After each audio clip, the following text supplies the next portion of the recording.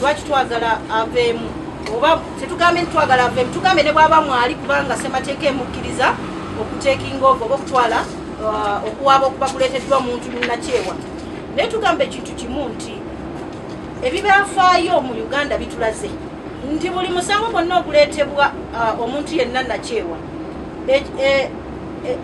office eya Director of Public Prosecution neyingirawo tegutera kweyongerayo.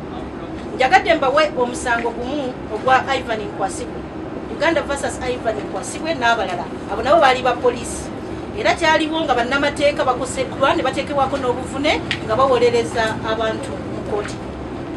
Uganda Law Society netwalayo omusango mu kkooti, DPP n'aguteking over n'olwaleero omusango ogwo tegumalirizibwanga.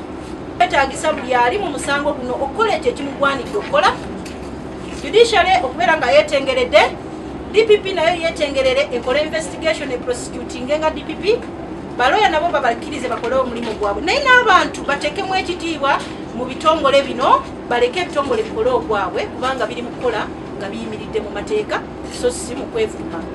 Ne poliisi omusango nwe gubanga guvunaanibwa omu ku bo obanga guvunaanibwa bwa poliisi eina mandate eyokuuma abantu eyokuuma obulamu n'eyokuuma eddembe nti eyo mandate tegibwawo kuba bavunaana ba poliisi bannaabwe. Uganda Law Society has learnt with dismay of the unfortunate siege of the Chief Magistrate's Court at Makindye yesterday morning, 10th August 2016.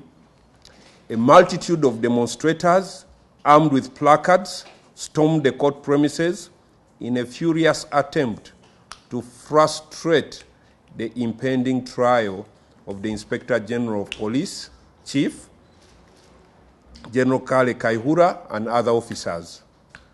Whilst any member of the society, and indeed any Ugandan, has the right to demonstrate under the Constitution, we are concerned that the angle of this particular demonstration was nothing else but an attack on the judiciary and members of the legal profession.